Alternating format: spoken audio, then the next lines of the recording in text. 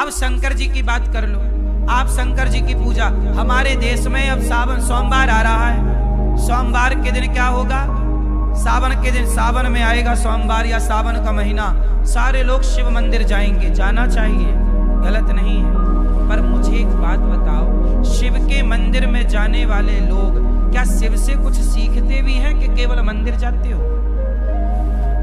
हमारे यहाँ मंदिर इसलिए नहीं बनाए थे कि तुम जाके केवल लोटा भर पानी चढ़ा के आओ। अरे मंदिर इसलिए बनाए थे कि वहां जाके, मंदिर अपने आप में यूनिवर्सिटी है,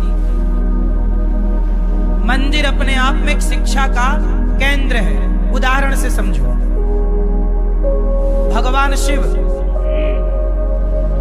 चलो बताओ, जब भरी सभा में दक्ष प्रजापति ने शिव को अपमानित किया, शिव को गालियां दी, तो क्या शंकर जी ने उत्तर दिया? क्या किया शंकर जी ने? चुप रहे। क्या आपको कोई गाली दे दो चार तो चुप रह पाते हो? क्यों? फिर शिव की पूजा का मतलब क्या हुआ? शिव के आदर्शों पर तो चले ही नहीं।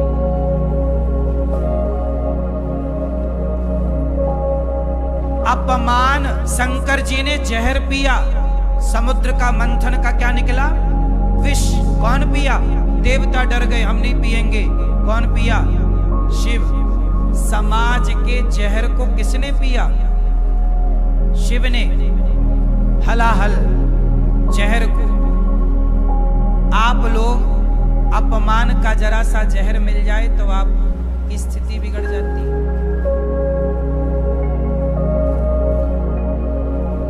तो मंदिर जाने से कल्याण हो जाएगा तो फिर चलो सब मंदिर चलते हैं।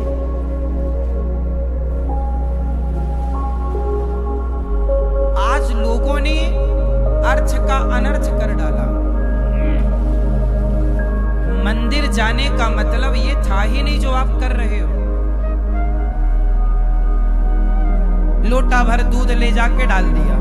क्यों डाला? पता ही नहीं। सब डाल रहे हैं तो हम भी डाल रहे हैं। कौआ कान ले गया तो कौआ के पीछे भाग गया। कान भी तो देखते कि है कि गया।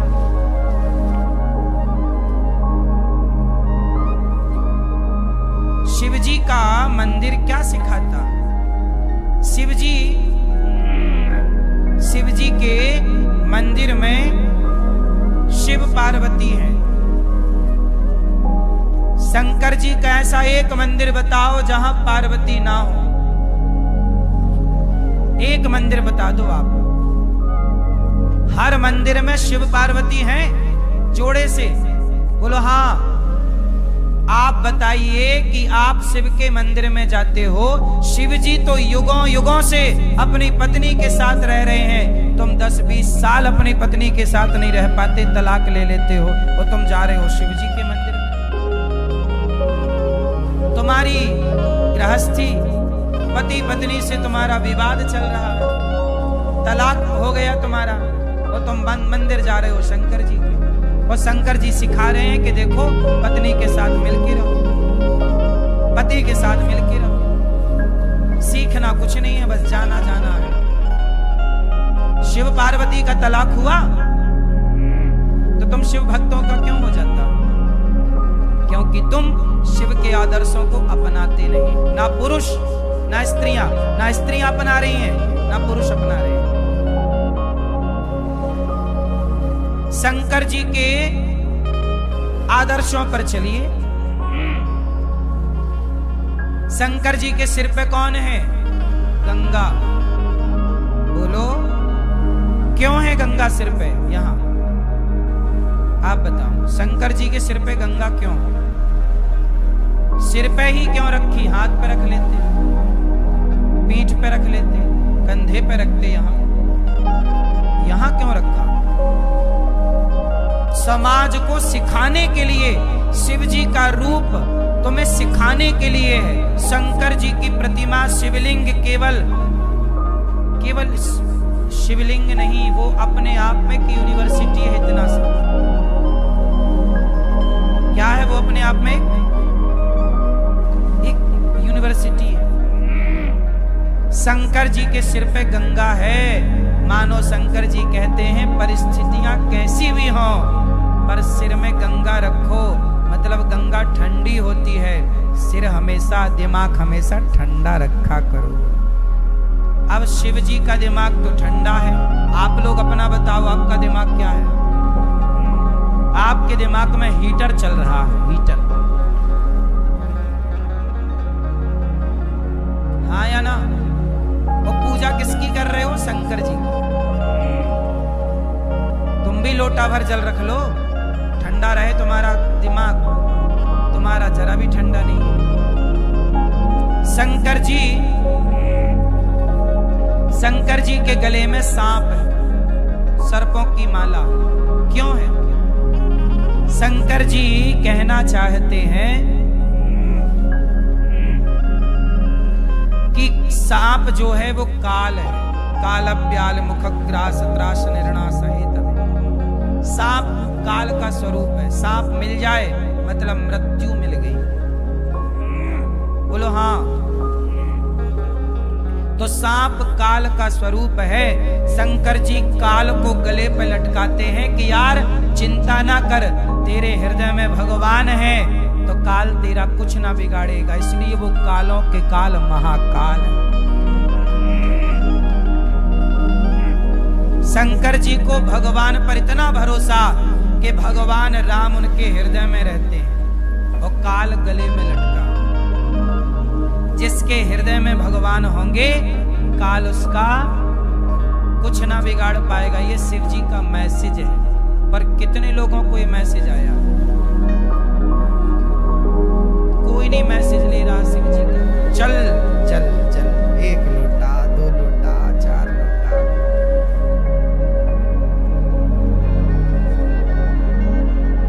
चल भी चढ़ाओ, हम मना नहीं कर रहे हैं,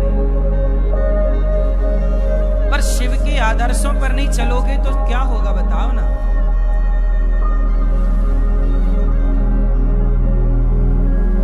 अब ये बताओ,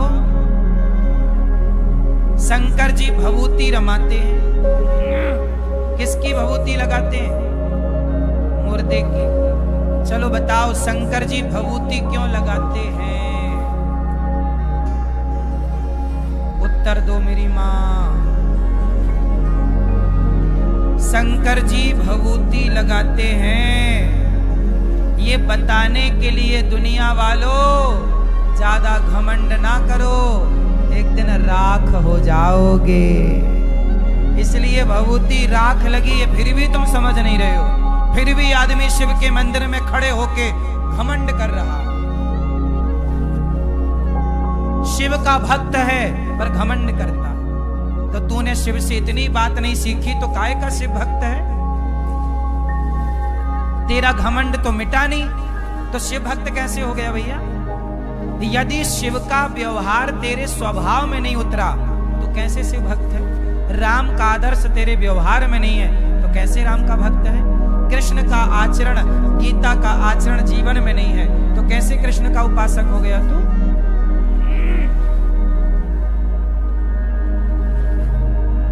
दुर्गा देवी नवरात्रि आती है, सारी स्त्रियां व्रत कर रही हैं, जय हो माता की, जय हो माता की, जय हो माता की। करो, बुरा नहीं है, पर माता रानी का थोड़ा उपदेश भी तो सीखो। माता रानी क्या कहती है? माता रानी के हाथ में 8 हाथ है माता के। कितने हाथ हैं? जोर से। अष्टभुजाधारी है माता के। एक हाथ में तलवार है, एक हाथ में धनुष बाण है, एक हाथ में चक्र है। क्यों? ये माता रानी तलवार लेके काहे घूमती? बोलो क्यों? वो शेर पे काहे सवार है? ये दुर्गा मैया शेर पे काहे सवार है? करती हो ना मेरी माँ पूजा व्रत? चलो बताओ, दुर्गा मैया शेर पे क्यों सवार है? व्रत करते तुम्हारा बुढ़ापा आ गया। चलो बताओ। पता कुछ नहीं है, बस भेड़ चाल। सब चल रहे हैं, हम भी चल रहे हैं। क्यों चल रहे हैं पता नहीं। ऐसे में हिंदू सनातन संस्कृति का कैसे उत्थान हो? दुर्गा मैया के हाथ कितने हैं? 8। चलो बताओ, भारत में 140 करोड़ लोग रहते हैं, किस स्त्री के हाथ 8 हैं? किसी के नहीं। तो दुर्गा मैया के हाथ 8 क्यों? ये दुर्गा मैया 8 हाथ काहे लिए घूमती हैं? जरा उत्तर दो मेरी माँ। नहीं पता? ये गुलाबी मैया 8 हाथ काहे हैं दुर्गा मैया के? आप करती हो नवरात्रि में व्रत? हाँ या ना? करती हो माता रानी की पूजा? तो बताओ 8 हाथ काहे हैं दुर्गा मैया के?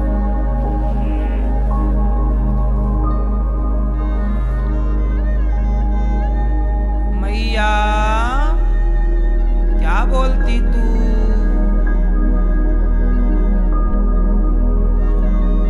आठ हाथ क्यों है? सुनो, दुर्गा मैया के 8 हाथ इसलिए हैं क्योंकि दुर्गा मैया के बेटे हैं 4।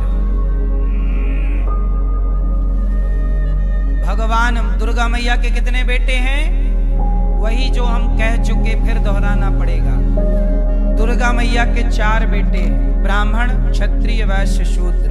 दुर्गा मैया बोली कि जिस दिन तुम चारों संगठित हो जाओगे तुम्हारे हाथ हो जाएंगे 8। 4 लोगों को खड़ा करो, कितने हाथ होते हैं? 8।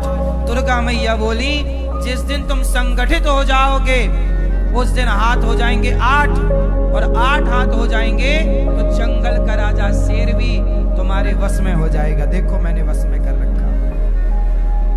तुम्हें कोई जीत नहीं सकता जब तुम संगठित हो जाओगे। तो अंग्रेज क्या जीतेंगे तुम्हें? मुगल क्या जीतेंगे तुम्हें? संगठित हो जाओ। लेकिन हमारे देश में दुर्गा की पूजा करने वाले लोग भी बिखरे, वो पूजा कर रहे हैं दुर्गा की। दुर्गा मैया संगठन, दुर्गा मैया ये कहना चाहती हैं संगठित रहो। इतना सा मैसेज तुम्हारे पल्ले नहीं पड़ रहा है और पूजा कर रहे हो। तुम पूजा करते तो रहे। नवरात्रि तो तब भी थी जब 700 साल देश गुलाम था, तब भी तो नवरात्रियां थी। और जिस दिन संगठित हो गए, अंग्रेज मुगल भाग गए कि नहीं? तो दुर्गा मैया की पूजा करते हो पर सीखते कुछ नहीं हो। तो करते रहो पूजा।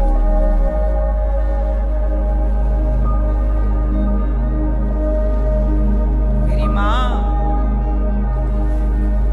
दुर्गा माता सिखाती है बेटा मिलजुल के रहो। और दुर्गा एक नारी है और नारी के हाथ में तलवार है। हमारे देश की स्त्री कैसी हो? तलवार से सुसज्जित हो। आपके पास इतनी ताकत हो कि कोई आ जाए तो आप जीत सको उन मूर्खों से। बलात्कारी आ जाए आपके सामने तो क्या करोगे? लड़ने की ताकत है। इसलिए ना हमारे देश की नारियां तलवार चला के झांसी की रानी कहलाती थी। तुम कॉकरोच से डरती हो, इसलिए कहता हूं अपनी बेटियों को भी झांसी की रानी बनाओ, बेटों को शिवाजी बनाओ। ये देश किससे चलता है? लोग कहते हैं ये देश संविधान से चलता है। ये बात सही है कि गलत है? जोर से, जोर से। लोग कहते हैं ये भारत संविधान से चलता है। मैं कहता हूं ये देश जनसंख्या से चलता है। संविधान तो तब भी था जब कश्मीर से हिंदू खदेड़े गए। जिनकी संख्या ज्यादा होगी उन्हीं का संविधान होगा। ये देश संविधान से नहीं, आपकी वोट से चलता है। आज आपकी वोट जिसको मिलेगी वो चलाएगा इस देश को। अच्छे को मिलेगी तो देश अच्छा चलेगा, बुरे को मिल गई वोट तो देश बुरा चलेगा। इसलिए देश संविधान से नहीं चल रहा है। संविधान तो कश्मीर में था, खदेड़े गए कि नहीं? हाँ या ना? जोर से। आज तक भी उन ब्राह्मणों को, वहां के पंडितों को वहां की भूमि, उनका घर नहीं मिला। उनकी बहन बेटियों के साथ बलात्कार हुआ, उनको न्याय नहीं मिला। बात सही है कि हम गलत कह रहे हैं? संविधान तो तब भी था। तो ये देश किससे चल रहा है? जिसकी लाठी, हाँ, इसलिए कहते हैं भैया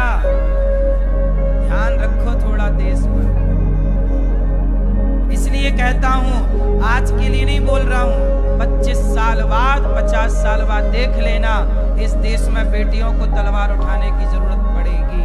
इसलिए कहता हूं आज से ही तैयारी कर लो, क्या दिक्कत है। जब प्यास लगेगी तब कुआं खोदोगे क्या? बांग्लादेश में हुआ, तलवार बेटियों को बेटों को शिवाजी बना और बेटियों को, कल को आप ना रहे तो आपकी बेटी अपने अधिकार की लड़ाई तो लड़ ले। हाँ या ना? हम आज के लिए ये बातें नहीं कह रहे हैं, 25 साल बाद की बात कह रहे हैं। आप लोग 2025 को देख रहे हैं, हम 2050 को देख रहे हैं। कभी ठंडे दिमाग से सोचना कि आप इस देश में कितने दिनों तक सुरक्षित हो, आपके बच्चे कितने दिनों तक सुरक्षित हैं। तुम्हारा बच्चा है 1 और विधर्मियों के बच्चे हैं 10, एक क्या कर लेगा? सरकार को जनसंख्या नियंत्रण कानून बनाना चाहिए कि नहीं? बोलो हाँ। तुम्हारे बच्चे 1 पैदा कर रहे हो, तुम 2 कर रहे हो, और विधर्मी कितने पैदा कर रहे हैं? 10। तो वो 10 जीतेंगे कि तुम्हारा 1 जीतेगा? 2 जीतेंगे। वो तो बकरी की तरह काट देंगे ना। और ये क्या नहीं हो रहा है कि नहीं होगा? क्या तैयारी है आप लोगों की? यदि आज आपके घर में आक्रमण हो जाए विधर्मियों का, तो आपकी क्या तैयारी है? और आप कैसे कह सकते हैं कि नहीं होगा आक्रमण? कैसे कह सकते हैं? क्या गारंटी है आपकी? बोलो। इसलिए सरकार को चाहिए कि जनसंख्या नियंत्रण कानून बनाए। सही है कि गलत है? कितने लोग चाह रहे हैं कि इस देश में बढ़ती आबादी पर कंट्रोल होना चाहिए, जनसंख्या नियंत्रण जरूरी है। विधर्मियों का तो जरूरी ही है, हिंदुओं का तो जनसंख्या नियंत्रण ऑलरेडी है, 2 ही बच्चे पैदा हो रहे हैं। पर विधर्मियों पे लगाम लगाना जरूरी है कि नहीं? इस देश में हाथ उठाओ, तुमसे बोला भी नहीं जाता, बहुत डरे हो तुम लोग।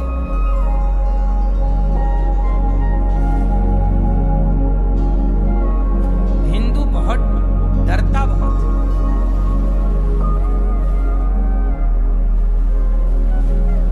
विधर्मियों को कह दो 20 पैदा करो, 20 कर रहे हैं।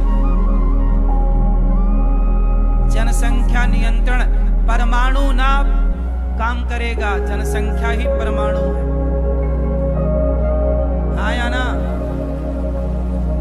समझ गए हो तो ठीक है, नहीं समझे तो हम क्या समझाएं। तो भगवान शंकर, माता सती, एक बार भगवान शंकर ने माता सती को त्याग दिया। सती ने गलती कर ली। भगवान शंकर गए कथा सुनने, माता सती को संग ले गए और माता सती से कहा कथा सुनो। कथा राम की थी, राम की कथा सुनी। कथा सुनने के बाद क्या हुआ? माता सती को संदेह हो गया। जब राम सीता मैया को खोज रहे, सीता सीता सीता सीता को खोज रहे राम, तो सती मैया को लगा कि ये राम भगवान नहीं, भगवान होते तो अपनी पत्नी का पता ना लगा लेते। और माता सती ने शंकर जी से कहा कि ये भगवान नहीं है, कोई पागल है, पत्नी के लिए पागल है। शंकर जी ने कहा भगवान है, प्रणाम करो। माता सती ने कहा नहीं। खूब समझाया शंकर जी ने, पर नहीं मानी। तो कहा जो तुम्हारे मन अति संदेह तो किन जाए परीक्षा ले, जाओ परीक्षा ले लो। माता सती परीक्षा लेने गई, सीता बन गई और राम के आगे खड़ी हो गई। राम जी में आ गई रावण के यहाँ से। राम जी ने पहचान लिया, माता जी भोलेनाथ कहाँ है? जंगल में आप अकेली खड़ी हो। माता सती के तो पसीने छूट गए। माता सती बोली आप कैसे पहचान गए? शंकर जी बोले, राम जी बोले कि हमारी पत्नी हमसे पीछे खड़ी होती है, आप आगे खड़ी हो। और राम जी ने अपने को बता दिया कि मेरे से कुछ छिपा थोड़ी है। तो बोले आप फिर पत्नी के लिए रो क्यों रहे हो? पता है कि रावण ले गया तो रावण को मार दो, तुरंत ले आओ पत्नी को। राम जी बोले रावण को तुरंत नहीं मार सकते, तुरंत मार देंगे हम तो सीता तो तुरंत आ जाएंगी। अच्छा, रावण ने चुराया और राम ने तुरंत मार दिया होता रावण को, वो सीता ले आए होते, तो बताओ फिर जटायु को कौन जानता, फिर शबरी को कौन जानता, सुग्रीव को कौन जानता, और हनुमान जी को कौन जानता। अरे हनुमान जी का यश बढ़ाना था, लंका भेजना था, आग लगाना था, सीता माता के पता लगाने का श्रेय हनुमान जी को देना था। यदि रावण को तुरंत मार देते तो हनुमान जी किस तरह से समाज में प्रकट होते, तो हनुमान जी का यश बढ़ाना था। बोलो हाँ। तो भगवान कोई भी लीला करते हैं तो अपने भक्तों के हित के लिए करते हैं। किसके लिए करते हैं? जोर से, भक्तों के हित के लिए करते हैं। किसी तरह से भक्तों का अहित ना हो। पर माता सती को शंकर जी ने समझाया, सती समझी नहीं, परीक्षा ले ली, होगी कहानी। शंकर जी अब सती लौट कर गई, बोले परीक्षा हो गई। सती ने मना कर दिया, मैंने कोई परीक्षा नहीं ली। शंकर जी ने माता सती का त्याग कर दिया कि आपने मेरी माता का रूप बनाया, अब मैं आपको स्वीकार नहीं करूंगा। और शंकर जी ने जब माता सती को त्यागा तो वही सती माता दक्ष ने यज्ञ किया, सबको बुलाया, शिव जी को नहीं बुलाया। जहां शिव का अपमान था वहां माता सती बिना बुलाए गई, और पति का अपमान देखकर माता सती योग अग्नि में जल करके भस्म हो गई। भगवान शंकर माता सती का जलता हुआ शरीर लेकर दौड़े, गले लगा रखा जलता हुआ शरीर।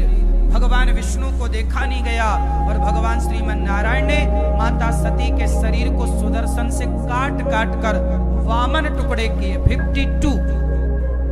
तो 52 टुकड़े जहां जहां गिरे वह एक एक शक्तिपीठ बनती चली गई। और आज भारत में 52 शक्तिपीठ हैं, जिसमें बंटवारे के टाइम पाकिस्तान में एक हिंगला शक्तिपीठ चली गई, बाकी भारत में 51 शक्तिपीठ है। ये माता सती के शरीर जो गिरे वो शक्तिपीठ। माता सती बाद में पार्वती बनकर के प्रकट हुई। कौन बनी? बाद में माता सती हिमालय की बेटी पार्वती बनी, और शिव पार्वती ने 10,000 वर्षों तक बिल्व पत्र खाकर तपस्या की। तब भगवान शिव ने उनसे विवाह किया, और शिव ने कहा कि आपने बिल्व पत्र खाकर तपस्या की, इसलिए आज से मैं बिल्व पत्र स्वीकार करूंगा। तब से शंकर जी पर बिल्व पत्र चढ़ाई जाने लगी। बिल्व पत्र क्यों चढ़ती है शंकर जी पर? क्योंकि माता पार्वती ने 10,000 वर्षों तक बिल्व पत्र खा करके तपस्या की। इसलिए बिल्व पत्र केवल शिव जी पर चढ़ती ही नहीं है, आप लोग थोड़ा बिल्व पत्र खाया करो, यह एक औषधि भी है। जैसे तुलसी केवल भगवान पर चढ़ती नहीं है, तुलसी के पत्ते निगला करो, ये औषधि है। स्वस्थ रहने के लिए तुम्हारे ऋषियों ने ये विधान बनाए, पर तुम चढ़ाते हो, बिल्व पत्र खाता कोई नहीं। बिल्व पत्र खाई भी जाती है, खाना चाहिए। 10-20 पत्ते रोज खाओगे स्वस्थ रहोगे बिल्व पत्र के, और 5-10 पत्ते तुलसी के रोज खाओगे मस्त रहोगे। पर तुम खाते नहीं, चढ़ाते हो बस। माता पार्वती ने यही खा के 10,000 वर्षों तक तपस्या की। यह औषधि है। हमारे ऋषि मुनियों ने आपके आसपास औषधियों को रखा है, इसी बहाने कि आप चढ़ाओ तो ये रहेंगे, थोड़ा खाते भी रहेंगे। पर क्या पता था ऋषि मुनियों को कि तुम पिज्जा बर्गर खाओगे, तुम कहां बिल्व पत्र खाओगे? क्यों जी, बात सही है कि गलत है? नीम के पत्ते, जब नया नया पत्ता निकलता लाल लाल नीम का ताजा, वो खाया जाता है, बीमारी दूर करता है, चमड़ी की तमाम बीमारियां। बिल्व पत्र बहुत अच्छी औषधि है ये। तो भगवान शिव पार्वती का विवाह संपन्न हुआ। भगवान शंकर से क्या सीखा आपने? शंकर जी बड़े दानी, कोई भी आओ, भगवान शंकर खुद पहाड़ों पर रहते हैं, पर रहते हुए पहाड़ों पर शिव जी करते क्या है? अपने भक्तों का ख्याल रखते हैं, भक्तों का दुख दूर करते हैं और उन्हें धन धान्य से परिपूर्ण करते हैं। भगवान शिव किस पर ज्यादा प्रसन्न होते हैं? जो किसी की सेवा करता है, भगवान शंकर उन पर ज्यादा प्रसन्न होते हैं। एक पंडित जी थे, पंडितानी और पंडित जी बड़े गरीब, इतने गरीब के खाने की रोटी नहीं, भिक्षा मांगने गए तो भीख ना मिले। क्या हुआ? पंडितानी बोली कि अपने जो राजा साहब हैं ये बड़े धर्मात्मा हैं, राजा पुण्य खरीदा करता था। राजा क्या खरीदता था? लोगों के पुण्य। तो ब्राह्मणी बोली, हे ब्राह्मण देवता, हे पति देवता, आप अपना थोड़ा सा पुण्य बेच, क्योंकि रोटी तो चाहिए। ठीक है। पंडित जी बोले, कल मैं जाऊंगा राजा के दरबार में। पंडितानी ने चार रोटियां बनाई, अचार रखा, पूड़ी बनाई होंगी, पूड़ी या रोटी अचार। कहा रास्ते में भूख लगे तो खा लेना। पंडित जी 4 रोटी लेके चले राजा के दरबार में पुण्य बेचने। तो दोपहर हो गई तो कहीं पेड़ के नीचे रुके। पंडित जी ने कहा कि भूख लगी, चलो खाएं। तो पंडितानी ने 4 पूड़ी अचार दिया, खोल के बैठे खाने लगे। तो कोई भूखा आ गया, ए भैया बड़ी भूख लगी है, थोड़ा भोजन मिलेगा? तो पंडित जी ने अपनी 4 पूड़ियां दे दी। 4 पूड़ियां उस भूखे को दे दी और 4 पूड़ियां थोड़ा अचार दिया। थोड़ा अचार बचा तो उसे चूस लिया और नदी का पानी पिया। राजा के दरबार में खड़ा हुआ, राजा साहब मेरा पुण्य खरीद लो, मैं पुण्य बेचने आया हूँ। राजा बोले अपनी पत्नी से, राजा की पत्नी बड़ी पतिव्रता थी, वो बताया करती थी कि इसका पुण्य कितना है, कौन सा वाला पुण्य खरीदने योग्य है। तो राजा ने पत्नी से पूछा कि ये ब्राह्मण आए हैं, पुण्य बेचते हैं, कौन सा पुण्य खरीदें? तो बताया कि ऐसा करो, ये अभी आते आते इन्होंने 4 पूड़ियों का, 4 रोटियों का दान दिया है, वो पुण्य ज्यादा है, खरीदो। तो राजा साहब बोले कि आपने 4 रोटियों का दान दिया है, वो पुण्य बेचोगे? पंडित जी बोले खरीद लो। लो भैया, एक तराजू बांधी गई, एक तुलसी के पत्ते पर ब्राह्मण का पुण्य लिखा गया कि ब्राह्मण के 4 रोटियां दान करने का पुण्य इस तुलसी में आ जाए। तुलसी का पत्ता, देखो उस जमाने में धर्म था, तो तुलसी के पत्ते में वो पुण्य आ गया। राजा ने दूसरे पलड़े पर सोना रखा। पुण्य किससे खरीदेगा? सोना देकर। सोना रखा तो 1 तोला रखा, 4 तोला रखा, 100 ग्राम रखा, 50 ग्राम रखा। पंडित जी के पुण्य से तोले ही ना, 1 किलो रख दिया। राजा बोले इतना? ब्राह्मण बोले वाह, इतना सोना मिलेगा तो मेरी गरीबी दूर हो जाएगी।